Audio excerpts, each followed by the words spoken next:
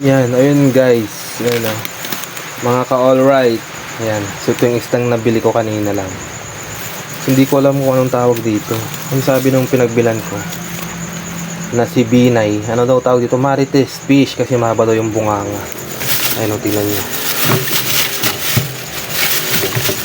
Ano ang tawag nyo sa isda na ito sa lugar nyo? Alright, mga ka-alright. Yan o. Ano ang tawag nyo sa isda na to? Marites fish daw. Sabi nung pinagbilang kong si Binay. Ayun, nung sabi ni Binay, Marites fish. Eh, hindi ko alam kung anong pangalan nito eh. Ayun, mahaba siya. Ayun. Mahaba siya. Ayun yung bunganga niya. Oh. Ayun. Oh. Nakakasugat. Masarap daw tong iprito sa ipaksiw, sabi niya. So mga ka-alright, anong tawag nyo sa isda na to sa lugar nyo? Alright. Ayan. Marites fish.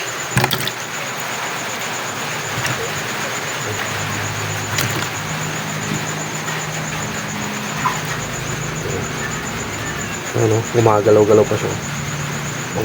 Oh.